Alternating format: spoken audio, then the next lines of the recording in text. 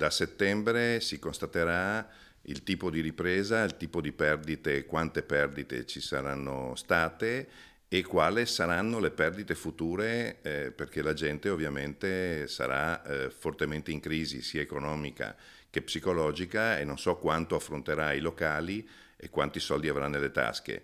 Tutti questi danni formeranno oggetto di un'azione collettiva nei confronti del governo e dell'OMS. Siamo pronti, prontissimi ad una class action. Una class action che ovviamente verrà fatta contro il governo, contro l'OMS, che ci ha impedito di lavorare in questi mesi e che ci metterà dei paletti dove ci renderà insostenibile lavorare nei prossimi. Sono pronti alla guerra i commercianti trevigiani che nei giorni scorsi si sono visti recapitare diffide di pagamento se non veri e propri avvisi di sfratto, come se non bastasse il crollo verticale dei fatturati dell'era Covid. Per il momento però la via è quella della mediazione, anche alla luce delle novità introdotte dal decreto rilancio che ha riconosciuto il bonus del 60% per i canoni pagati nei mesi di marzo, aprile e maggio. La formula è quella del credito d'imposta che però potrà essere ceduto anche al proprietario dell'immobile in cambio di uno sconto sul canone. Questo è il punto che ha rasserenato il clima. C'è un sollievo da parte dei proprietari e contemporaneamente anche dei conduttori, perché il 60% si dà per pagato con una semplice cessione del credito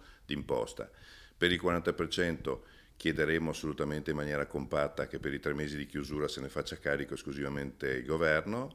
Poi, dalle riaperture fino a settembre si constaterà se ci sarà una ripresa oppure no. Ai proprietari proponiamo appunto di venire a casa di questo 60%, del 60% del credito d'imposta e poi appunto aspettare anche noi la ripresa e con la speranza della ripresa per poi proseguire e tornare poi anche a pagare tutto quanto tranquillamente. Dopo 2 giorni difficili, diciamo oggi mi sento e ci sentiamo più sollevati, non abbiamo la sfera di cristallo per sapere come andranno le cose, aspettiamo e vediamo. Certo la misura è temporanea e ancora da decifrare. Il futuro nei giorni che precedono la riapertura è quanto mai incerto. Adesso ci stiamo muovendo con l'avvocato Calvetti per vedere di trovare un'ulteriore mediazione, appunto come era stato detto, per riuscire a scontare anche il 40% che ci rimarrebbe a noi in capo e per vedere anche una soluzione per il futuro, perché appunto il decreto si fermerà a giugno, ma il nostro problema verrà da luglio in poi, quando dovremo ricominciare a sostenere tutte quante le spese con una